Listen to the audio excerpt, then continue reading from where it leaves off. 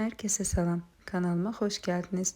Bugün sizlerle bu güzel əriklərdən necə asan və dadlı ərik cemi hazırlamaq olar qaydasını paylaşıram. Çay sodasında 15-20 dəqiqə saxladığım ərikləri ilıq su ilə yaxşıca durulayıram. 2 hissəyə bölüb içərisindəki tumu çıxarıram. Kənarlarında hər hansı bəyənmədiyim yer varsa o hissəni də kəsirim. Ərik ceminin yaxşı hazırlanmasını istəyirsinizsə, diqqət etməli olduğunuz 2 vacib məqam var. Birinci məqam düzgün ərik seçimidir. Şirin, sarı və yumşaq ərik seçmək lazımdır. İçərisi saplı, lifli olan ərikləri seçmirik. 3 kiloqram əriyə 1 kilo 200 qram şəkər tozu əlavə etdim. Əvvəlcə şəkər tozu üzərinə ərik gələcək şəkildə qatlarla yığdım. Ərik cemini hazırlayarkən əlavə suya ehtiyac yoxdur.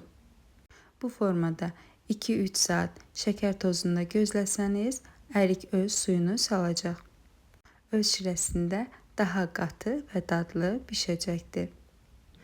Budur, 2-3 saatın sonunda ərik öz suyunu salıb. Əvvəlcə astaxodda bişməyə qoyuruq ki, şəkər tozu yaxşıca ərisin. Bu formada üzərinə kəfi yığılır. Çünki qaynadıqca kəfinin yoxa çıxdığını görəcəksiniz. Şəkər tozu əridikdən sonra 10-15 dəqiqə yüksək odda bu formada qaynadırıq. Qaynadıqca əriklərin dağılmağa başladığını görəcəksiniz. Qaynadıqdan sonra mənim üçün ərik ceminin hazırlanmasının ən maraqlı məqamına gəlirik. Blender vasitəsilə elə isti halda ərikləri bu formada əzirik. Bura qədər izlədinizsə, videomu bəyənməyi, kanalıma abunə olmağı unutmayın. Hazırlamağımı istədiyiniz məhsulları kanalın rəy bölməsində qeyd edə bilərsiniz. Kanalımda hazırladığım digər mürəbbə videolarını da paylaşdım. İstəsəniz izləyə bilərsiniz. Digər mürəbbə hazırlama videolarımdakı kimi mən cemi də 2 mərhələdə bişirirəm. Blenderləyib tam püre halına gətirdikdən sonra ikinci dəfə qaynamağa qoyuram.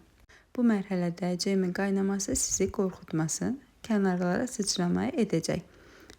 Sadəcə bu hissədə yaxşı qarışdırmaq lazımdır ki, dibi tutmasın.